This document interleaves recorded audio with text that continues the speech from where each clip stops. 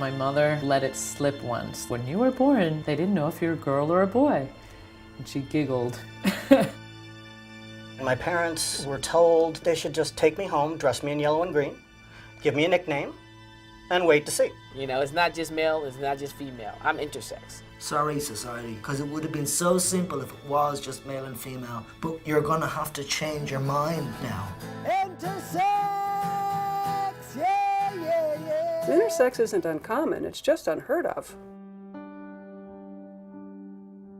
Doctors became increasingly aggressive to try to make sure that everybody looked clearly male or looked clearly female. There was this real authoritativeness about this is what we do for these children. I had more than a dozen surgeries before I was 10.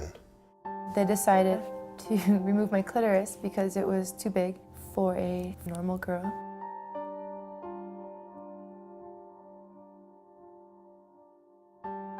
All my parents' friends that I remembered from childhood all knew that my parents had a boy who disappeared and then they had a girl and there wasn't any explanation.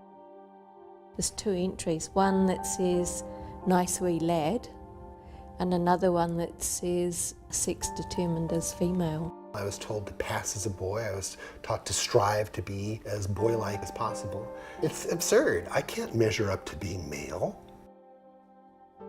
People treated me like a freak. They cut me up. They harmed me in ways that prevent me from being romantically or sexually intimate with people. I'm very angry at the genitals that were taken away from me.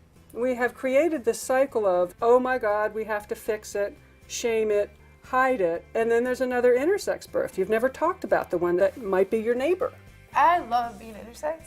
I just wish they didn't fuck with my body so much, you know? Love your kids that are different. There's lots of us that don't fit the two standard boxes.